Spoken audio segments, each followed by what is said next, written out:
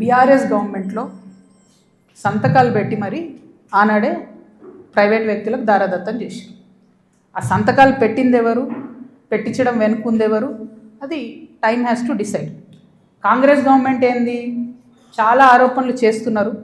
రేవంత్ రెడ్డి గారు అయితే చాలా ఏమంటారు, రేపు పొద్దుగాలనే నేను వీళ్ళందరినీ జైలు వేస్తా అన్నట్టు ఏదో బీఆర్ఎస్ అంతా అవినీతిమయమని చిత్రీకరించి వచ్చారు. ఆయన ఎక్కడ ఏం చేయట్లేదు. ఎందుకు చేయట్లేదు?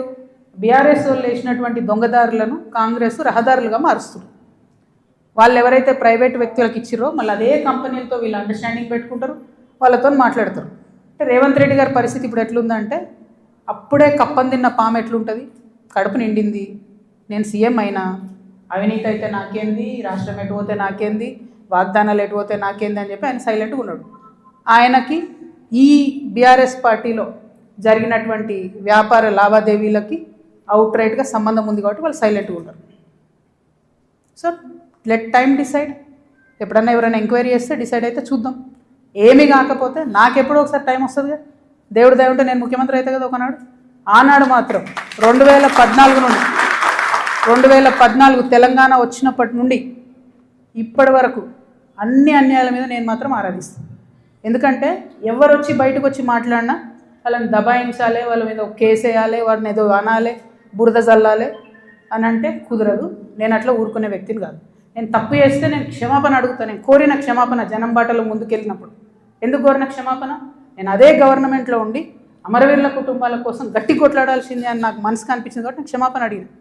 ఉద్యమకారులను కేవలం నా ప్రాంతంలో చూసుకున్నా కానీ వేరే దగ్గర చూసుకోలేకపోయినా అనే ఉద్దేశంతో క్షమాపణ కోరిన. అట్లే చెప్తున్నా, నేను తప్పు చేస్తే ప్రజలకే చెప్తారే తప్పు చేసినారా భయ్ సారీ అని. నేను తప్పు చేయలే, అందుకే ధైర్యంగా చెప్తాను నేను తప్పు చేయలే. అయినా సరే నా మీద ఏదో బుర్ర చల్లాలి అంటే ఊరుకోను. భగవంతుడు నాకు అవకాశం ఇచ్చినప్పుడు మాత్రం అన్ని బండారాలు కూడా బయటికి తీస్తాను. నేనేడో టార్గెట్ చేసిన భయ్. ఇప్పుడు నేను నిన్ను కొడితే నువ్వు నన్ను కొట్టవా చెప్పు.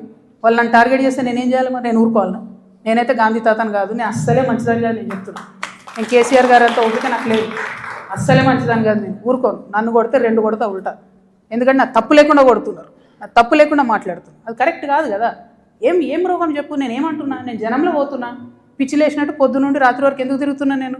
ఐ వాంట్ టు అండర్స్టాండ్ ఏం జరిగింది. 10 ఏళ్ళు బీఆర్ఎస్లో, 2 ఏళ్ళు కాంగ్రెస్లో ఏం జరగలే. నిన్న పోయినాం, ఆ నల్ల నీళ్ళు అది ఎంత బాధ అనిపించింది చూస్తే. ట్యాప్లో డ్రైనేజ్ వాటర్ వస్తాయని ఇప్పటికి కూడా హైదరాబాద్ మహానగరంలో ఇంకా అంత అందమైన నగరానికి కేటీఆర్ గారు నేను ఇట్లా చేసినా అని, ఇప్పుడు రేవంత్ రెడ్డి గారు గ్లోబల్ సమిట్ పెట్టి నేను ఇట్లా చేసినా అని ఏం లాభం చెప్పు? ఆడబిడ్డలకు ఒక డెలివరీ హాస్పిటల్ ఉండదు, నల్లలో మోరు నీళ్ళు వస్తాయి, ఇదో మహానగరం, దీనికి సంతోషపడాలి. ఎవరొకరు అడగాలి కదా.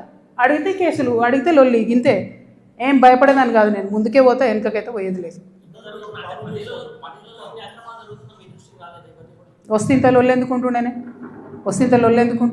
5 ఏళ్ళు నన్ను ఓడగొట్టి ఇంట్లోనే కూర్చోబెట్టిరు కదా. వద్దంటే బలవంతంగా ఎమ్మెల్సీ ఇచ్చిర్రు. నేను అప్పటికి కూడా అడిగిన, నాకు ఎంపీ క్యాండిడేట్గా నన్ను డిక్లేర్ చేయండి, నేను ప్రజల మధ్యలో ఎక్కడైతే ఓడిపోయినా అక్కడే ప్రజల ప్రేమను గెలుచుకుంటా అని చెప్పిన.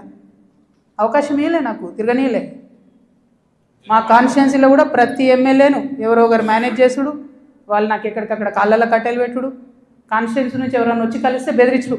నువ్వు ఎట్లా కలుస్తావు? అక్కతో నీకేం పని?